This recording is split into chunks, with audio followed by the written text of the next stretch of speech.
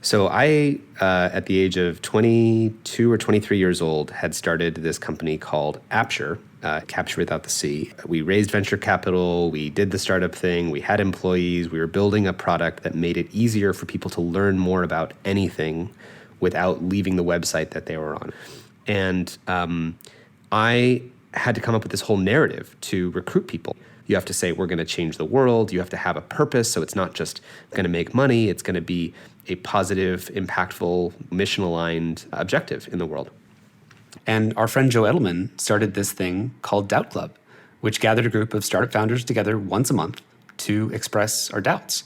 And one of the insights behind this thing called Doubt Club was that as a technology founder, when you're building technology, there's nowhere you can really go to express doubts about the entirety of what you're doing.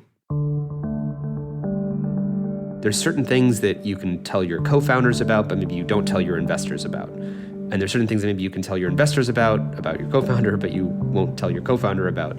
And then there's certain things you can tell your employees, but there's no really safe place to turn if you just want to question the entire thing. And so much of the things that people work on in the tech industry are based on these narratives that we persuade ourselves of, that we are changing the world, we are making the world a better place, Facebook is making the world more open and connected, Twitter is enabling everyone without a voice to speak. And those narratives are convincing. They're partial truths. But Doubt Club was a place that both Aza and I went to that was where we questioned whether or not this was even a good thing to do in the world.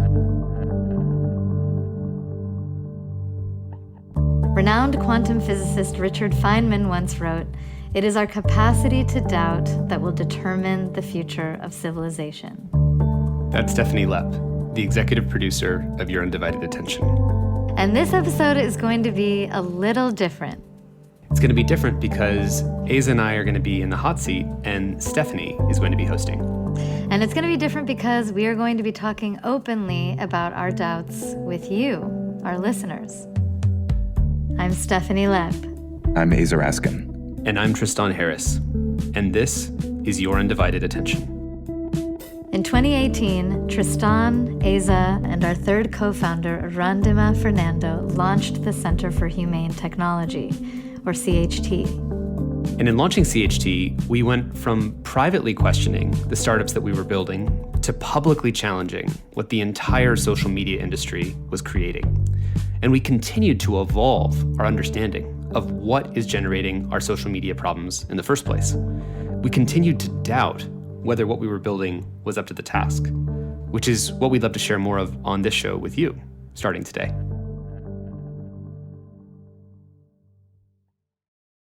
Hi, Tristan. Hi, Aza. Hey, Stephanie. Hey, Steph. Okay, Tristan, I'm going to start with you. So I know there have been many influences on your thinking and on inspiring you to ask big questions, but I'm going to ask you about one in particular. So in 2017, you were in the midst of launching the Center for Humane Technology, this new organization to address the implications of social media, and you heard an episode on the Future Thinkers podcast featuring Daniel Schmactenberger. And I actually remember that episode coming up on my Facebook feed from you. And so to kick us off, can you talk about your experience hearing that episode? Sure. Well, so here we were working on the Center for Humane Technology, where a new nonprofit, we think we're going to somehow change these companies, these specific actors, and we're going to change their business models, and we're going to change how the designers think, and we're going to get new designers to think in a different way. And somehow, we didn't know how, we were hoping we could kind of change tech, looking at that as a narrow system, as a narrow set of actors. And I was driving in my car one day. I was driving, I think, down to the Hewlett Foundation for an event on disinformation. And I remember crossing 280, and I was listening to this podcast someone had sent me with Daniel Schmactenberger. And I think it was called The Existential Game. And it was really about the broader predicament that we're in the way that our economic system organizes incentives. He brought up the point, can you have world peace with a for-profit military industrial complex where you have to have growth in arms sales every year? Maybe, but notice that you have to have growth in a for-profit arms sector every year. Can you have health in a world where you have a for-profit pharma industry that wants to sell people more drugs every single year and create, in the US, one of the most medicated countries, on earth? Can you have humane technology that's oriented around people's offline lives and experiences when that's not nearly as profitable as social media that organizes people's behavior for as many online experiences as possible, virtualized identity, virtualized human interaction? I saw that the problems that we're seeing around the world, whether it's deforestation or plastics or climate change or social media driving these negative trends, were all part of a kind of a win-lose game where if I don't do it, the other guy will, with a perverse incentive. So we don't have 1,000 different environmental problems or pharma problems or food problems or tech problems. We just have what he calls these generator functions of existential risk. And once you see that, you start seeing how there's a part of it that's disenchanting, right? Because one part of it is, oh my God, how do we stop that? And then there's the other part of it, though, that's clarifying and empowering, which is you start seeing that there's a core set of reasons why we keep producing plastic even though we know it's ruining the planet, or why we keep deforesting even though we know we should stop, and why we shouldn't create social media engagement that goes that low in the brainstem, that manipulates people and personalizes so much that it causes polarization. But we have to have a growth paradigm on top of social media engagement. So there's a kind of a clarifying aspect to that realization. And specifically what I remember is, I knew about externalities, but Daniel talked a lot about how as different agents are racing to do their extraction, whether it's extraction of generating plastics or racing to pull attention out of human beings with more and more efficiency, across the board, you get more efficient profits by socializing the costs. So you privately profit, and then the costs show up on society's balance sheets. You extract the attention with personalized AI, but then the cost to society of a broken shared reality, that doesn't show up on Facebook's balance sheet as $1 trillion cost of breaking democracy. That shows up on society's balance sheet as democracies that don't work anymore. And when I saw that, and just even the notion of externalities, that's actually where at Center for Humane Technology, we came up with a project called the Ledger of Harms, which was meant to accumulate the ledger of unaccounted for costs onto society's balance sheet from technology. And that included mental health, alienation, loneliness, conspiracy thinking, polarization. And that was just a big insight of basically this is the system. This is the collective system that produces kind of our existential game for whether we as a species make it. And frankly, we had those conversations back in 2017. I remember Aza, rushing back into the Common Sense Media office and telling you and Randy, like, I had just listened to this mind-blowing podcast, and I was like, we have to start the Ledger of Harms, and you all have to listen to this, and we have to figure out a way that we're going to deal with the existential game, and how do we actually narrowly focus on social media when this is a set of problems that's consistent across the entirety of how, our society is structured. Aza, do you remember Tristan sharing that episode with you? I do remember, because I was driving up to Grass Valley for my birthday, and there was one line in particular that really struck me. And that was, there's a line about what is the value of a tree? And, Daniel in this episode is walking through a tree's value. Well, it's really hard to measure, but, a tree is providing shade for you and other animals. It's providing an ecosystem, like there's a whole root system, and there are bugs and insects in there. It's providing nutrients to the other trees that are connected to it. There is an incredible wealth of things a tree provides, but how do we value a tree? We value it just as lumber with one number. And that one number hides all of the complexity of that tree. And later I ran into Donella Meadows' work, who talks about systems, thinking in systems, how to change systems. And, she had this wonderful quote, which is, the world is a complex, interconnected, finite, ecological, social, physiological, economic system. We treat it as if it were not, as if it were divisible, separable, simple, and infinite. Our persistent, intractable global problems arise directly from this mismatch. And it was a kind of waking up, realizing that, you couldn't possibly have a flourishing world if you value things based on a single number, right? We do the exact same thing of over-optimization in our startup world when we have a metrics like engagement and we just game everything to make that metric go up. And of course, everything else gets swept into externalities. Yeah, if I recall correctly, I mean, Daniel, who was actually borrowing from Forrest Landry's work, one of his brilliant collaborators down in San Diego, California, who I think the framework is called abstraction, extraction, and then commodification. So abstraction is, that's not a tree, let's abstract it into, it's a bunch of 2x4s, right? So we go from a living tree as a complex system versus no, there's just this many 2x4s I can get out of that tree. So you're abstracting the value of the tree into something more predictable. Then you extract it into that form. And then you get depletion of how many trees there are because you're cutting down trees into 2x4s. And then you get pollution, which is that you get ways in which that tree was creating kind of ecologically balanced environments for its surrounding ecosystem. And that balance goes away and turns into either pollution or depletion. And that notion of abstraction, extraction, depletion, and pollution is what's happening everywhere. So now if you look at attention, here's a person. And there's, like, imagine seeing a baby, and you see the potential of this child and all the things that they can become, and the living being that is each of us, that when you open your eyes in the morning and just for a moment before you look at your phone, the kind of infinite possibility of what could emerge from that consciousness in that day. That's like the tree. You're like this living, complex, theoretically free, if we talk about free will, which is its own conversation, person.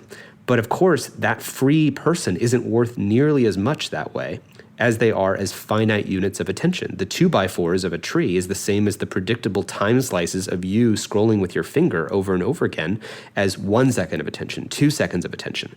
Because Facebook and social media companies also need to abstract you into predictable forms of attention, extract those forms of attention, those units, those commodifiable units of a person's eyeball staring at a thing that can be sold to an ad and monetized at a predictable rate of exactly 0.67 cents, but then at scale times 3 billion people is billions of dollars, and then depletion and pollution. So the depletion in this case of people's well-being, because you're sucking people's life force out of them and making them spend more time with their esophagus compressed at 45 degrees staring at a screen in the morning for an hour, then the kind of freedom of that person, if they were to wake up and do yoga or express themselves or go dancing or do something, totally free and open.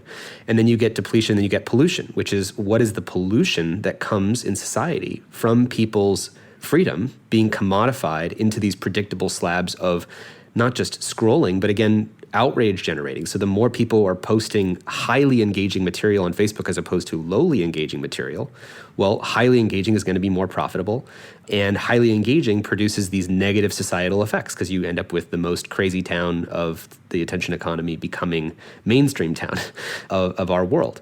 So I think there's both a kind of terror that comes with seeing that big interconnected system operating that way, but there's also a kind of clarity that comes from that. But then what do you do about it? And I remember actually having these moments where, this is classic in developmental theory and learning, where like you kind of learn a new thing, but then you don't know how to stabilize that new thing. And, that's also what society was wanting at that time from us. Like they wanted to know, how is this affecting our children? How addictive is it? And we would list all these stats, and here's how it's affecting attention span. And so it actually kind of felt like not being honest with the world, in a way, about our true understanding of the broader situation. And that's kind of why I think, Stephanie, we wanted to have this podcast actually, was so we could talk about that transition so people could understand, I think, the scale and scope of what we really need to address. It's not just social media. It's how all these systems interconnect and what's at the root of it all. I think one of the things that made it really difficult was this awakening realization that if I cared about tech or was making tech and was not aware of these underlying runaway systems, then I was part of the problem.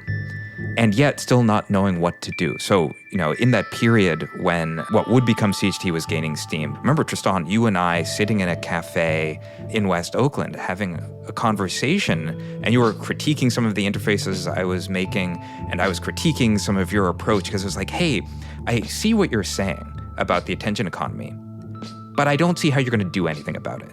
I don't see what the form you could be choosing will do. Like, you could talk about it, but is that going to really change any of the economic incentives?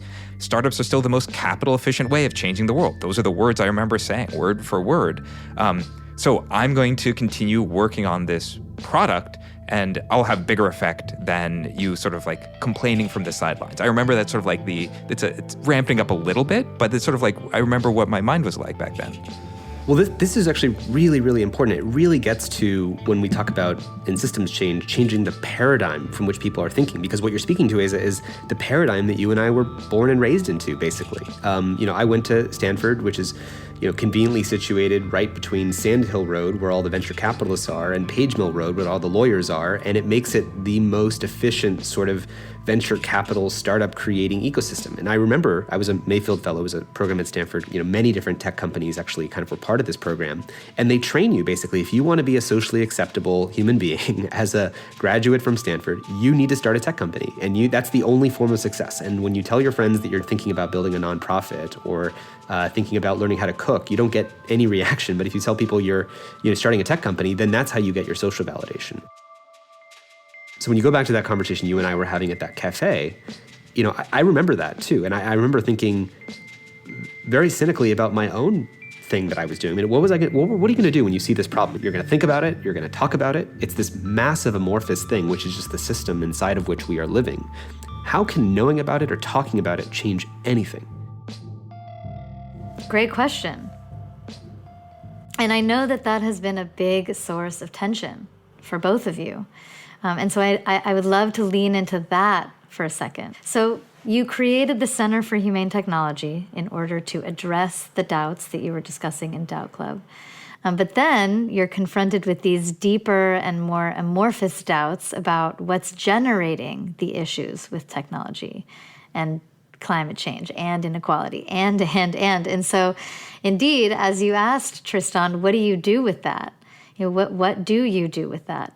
Meanwhile, in the early days of CHT, you were going to DC and talking with legislators and just kind of getting drawn into this burgeoning but somewhat narrower conversation about tech reform. And so I would love to hear a little more about the tension there, between the doubts or the awakening that you were having on one hand and the actual work that you were doing and that the world was asking you to do on the other. Well, yeah, I think that's such a great prompt. I distinctly remember actually flying down to Mexico for this conference called Ciudad de Ideas. It's the City of Ideas Festival in Mexico City, and giving a talk on tech reform. And I remember going back to my hotel room after giving the talk about all the issues of technology, but I was really first waking up to this bigger meta crisis, and I felt physical pain in my stomach.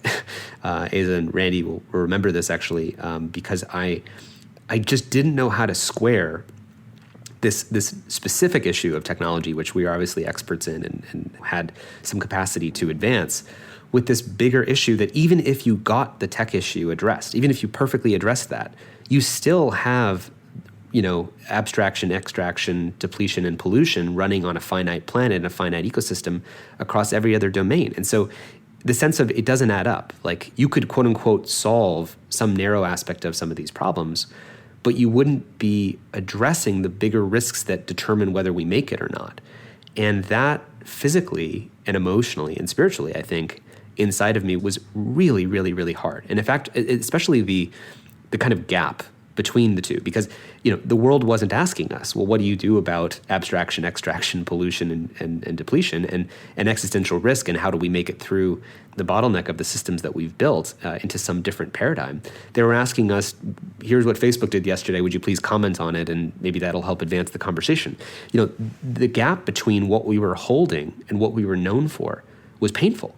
Now, the good news, though, I would also say, and Aza, you should jump in, but is that the world really wanted to know about what was wrong with technology. It was a new issue. We had climate change. We had, environmental issues. We had inequality on the agenda. We didn't have technology on the agenda. And so there was this opportunity to speak to how these systems were breaking in a way that reflected some of the bigger trends that we were looking at. Aza, do you want to say anything about that? I just wanted to add in, to hold these sort of frames was very isolating. One of the things that really helped me is there are two types of ways of talking about the world's problems. The first kind of way is that you just sort of like, okay, here's the world, and then there are a whole bunch of problems just sort of like emerging, happening to it. But if instead you talk about what are the mechanisms, like describe the machine that when you pedal it, as an outcome, a predictable outcome, you get climate change, pollution, inequality, exploitation, then your mind, it can only reach for solutions that change the fundamental working of that machine. And while that doesn't mean like, wow, that's so easy, it really changes at least my felt sense of agency for what we can do. Because now what we can do can fit the scale of the problem. Like we're describing the problem well, which means the problem now becomes at least partially tractable. So within the last year, I think there has been a bit of a breakthrough for you in terms of speaking publicly and explicitly from this generator frame. Last June, on Your Undivided Attention, we had for the first time Daniel Schmactenberger in dialogue with you, Tristan. And so I just want to ask you, how has that felt for you to explicitly inhabit this generator frame in public? Yeah.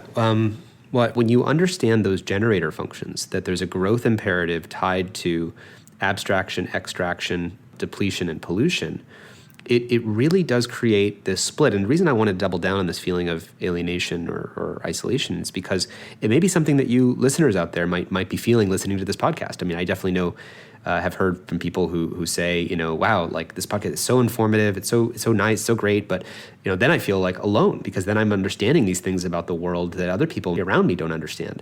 And one of the reasons we wanted to bring these worlds together is first, I think we do need more community, right? People need to understand that other people feel this too and understand this too.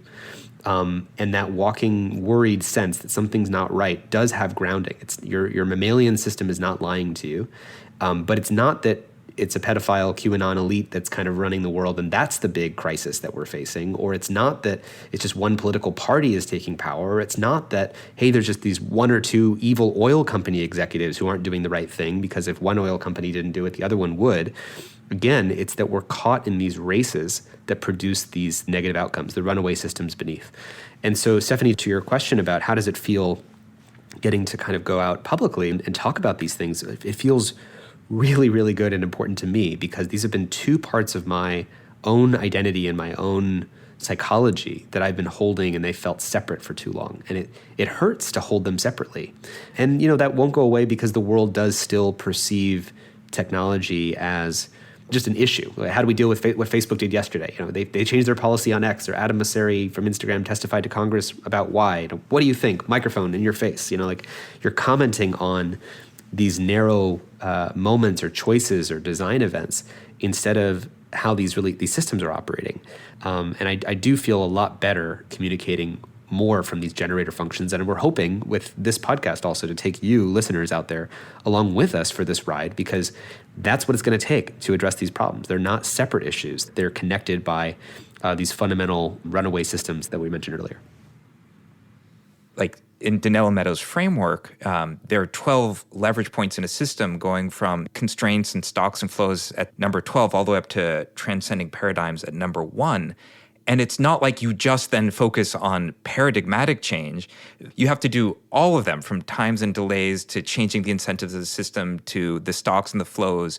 And so I think there's a way in which if we all, as individuals and communities and societies, share a similar diagnosis, if we can articulate the problem, then we naturally, in a decentralized way, all start pushing in the same direction.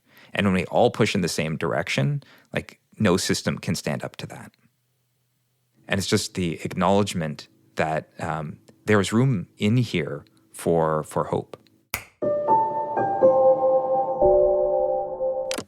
So to bring it back to systems theorist Donella Meadows, one thing I love about Donella's leverage point framework and just like her general MO is that she totally and unabashedly acknowledges we don't know. She had humility. And so in that spirit, I wanted to read to you the last paragraph of her seminal piece, Leverage Points, Places to Intervene in a System. She writes, "Magical leverage points are not easily accessible, even if we know where they are and which direction to push on them. There are no cheap tickets to mastery. You have to work hard at it, whether that means rigorously analyzing a system or rigorously casting off your own paradigms and throwing yourself into the humility of not knowing. In the end, it seems that mastery has less to do with pushing leverage points than it does with strategically, profoundly, madly letting go." We're trying to change a system. And there are a couple theories for how you change systems. Donella Meadows has this 12 leverage points on how to do it. But even people who are immersed in it, like, there is no magic bullet. And these are complex systems, which means you do not know how they're going to react because there are so many subcomponents until you start to act on them and sense how it changes. And so it's this sort of continual dance to try to change a system, and you don't know whether it's going to work before you try. Which is to say also, like, it's not like the Center for Humane Technology, this podcast, we have some kind of master plan, that we have some master purpose narrative story that we know exactly what's going to fix all this, and we're going to tell you what it is. We're all figuring it out together. But I think we want our audience to come with us in thinking about this ecosystem of change as a system. And so with that, I would love to bring us back to Doubt Club and ask you, how can this show be a kind of public doubt club? So startup founders don't necessarily share their doubts with their co-founders or teams or investors, but how can your undivided attention be a venue for us to share our doubts, our biggest questions and unknowns and uncertainties with our listeners, in a way that serves us all? Yeah, I think we would like on this show to be, coming with questions and expressing our doubts about what is the right thing to do given the situation. I just did a big interview this morning and people are always asking, what should we do about this? What can I do? And the truth is that I don't know the answer to how this whole thing is going to change, right? We have been working on this for now, I think me personally, I'm clocking up to 8 or 9 years. And that's a long time. And I still don't know how this is going to change. But I will say that I didn't know back then either. And so many unexpected things, per Donella Meadows, have continued to happen. And I don't know where all the change is going to come from. Who would have predicted a Frances Haugen 5 years ago? Who would have predicted attorney general lawsuits years ago? Who would have predicted that the co-founder of WhatsApp would come out and say #delete Facebook? There's a million things that are happening now that we would have never anticipated. Yeah, it's one of the things I'd love for us to get better at is figuring out how to ask our guests on Your Undivided Attention to voice their own doubts. And it's hard, right? Like, even when I think about answering that question, Steph, I find it difficult because there are days when I think The Social Dilemma, the movie that I know has been seen by 100 million, 150 million people, I'm like, did that really matter? Did it do anything? Like, what did it that's a great push example. on? And I'm out in the world and people reference it and that'll make me feel good in the moment. But, Facebook's market cap continues to go up. And none of the underlying generator functions have really shifted. So did it matter? And I go back and forth. Yeah, and it's hard because sometimes people look to you for certainty. So if you're going to be forthcoming about your doubt, how do you kind of do that in a responsible way? It's kind of a delicate dance. Yeah, imagine if, you're running for president and someone says, like, so what's your plan? And you're like, well, I'm not really sure. Here's some things that I'm thinking about might help. But, obviously none of us really know. Who can say that? No. Here's my everyone's plan looking for and certainty. I don't know. That's also what's amazing about Donella, though. Here's my framework and... I don't know. I don't know. Aza, can you talk a little bit about the work that you're doing outside of the Center for Humane Technology and how it enables you to lean into or engage with your doubt? Yeah.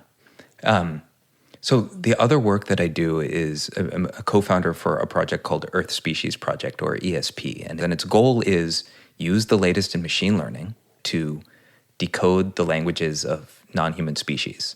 And the goal is actually very much inspired by Donella Meadows, which is, a paradigm change.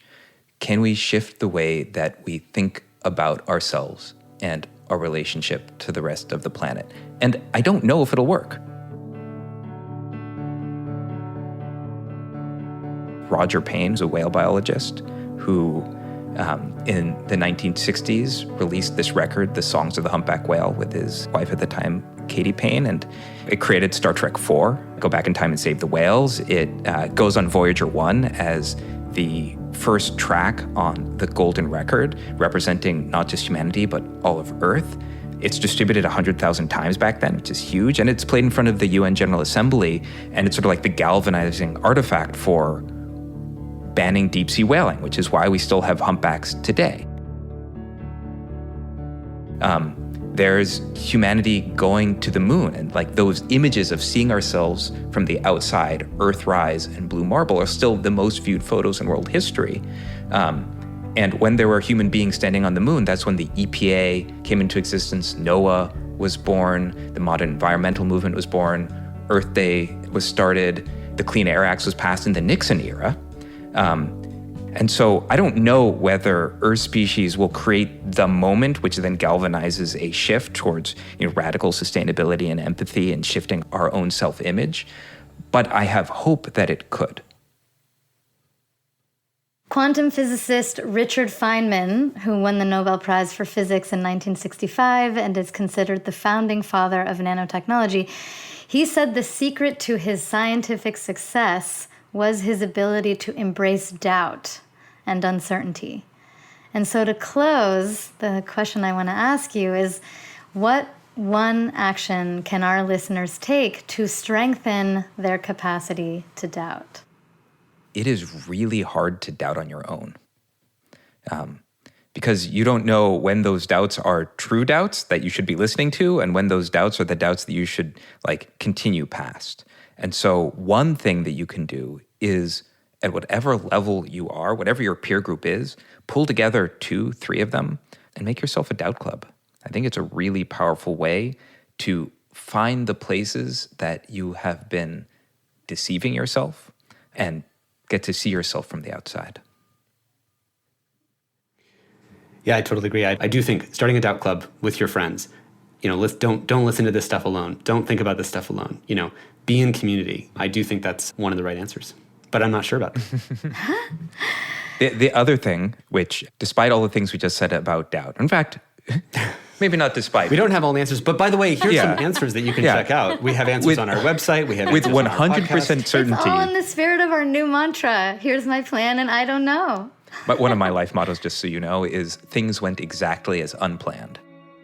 Great. But something we can recommend with 100% certainty, except for the doubt that we come along with it, is we're just releasing a course shortly that talks about a lot of fundamental principles of humane technology and that can help arm you to make your own good decisions locally. Because it's very hard to answer the question like, what can you do? But we can give you a good set of questions that help you answer the question, what can you do?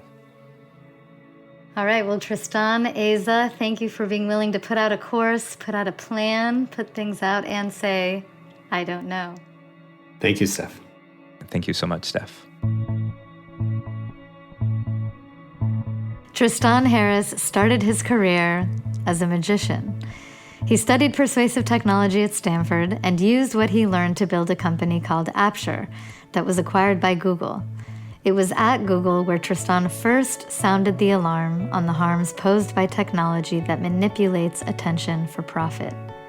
Today, Tristan is the president and co-founder of the Center for Humane Technology. Aza Raskin was trained as a mathematician and dark matter physicist. He took 3 companies from founding to acquisition before co-founding the Center for Humane Technology with Tristan and Randima Fernando. Aza is also a co-founder of the Earth Species Project, an open-source collaborative nonprofit dedicated to decoding animal communication. And if you work in technology, one way that you can start thinking and problem solving from an understanding of the generator functions of existential risk is through a new free course that we're launching. The course is called Foundations of Humane Technology, and it'll prepare you and your product team to build technology that protects well-being and helps strengthen our collective capacity to address the most urgent challenges facing humanity. You can sign up for updates at humanetech.com. Your Undivided Attention is produced by the Center for Humane Technology, a nonprofit organization working to catalyze a humane future. Our executive producer is Stephanie Lepp. Our senior producer is Julia Scott. Engineering on this episode by Jeff Sudekin. Dan Kedmi is our editor-at-large. Original music and sound design by Ryan and Hayes Holiday. And a special thanks to the whole Center for Humane Technology team for making this podcast possible. You can find show notes, transcripts, and much more at humanetech.com. A very special thanks goes to our generous lead supporters, including the Omidyar Network, Craig Newmark Philanthropies, and the Evolve Foundation, among many others. And if you made it all the way here, let me just give one more thank you to you for giving us your undivided attention. Well, is this the end, Steph? I mean, that... I don't know. We're going to do... I don't know. It's my plan.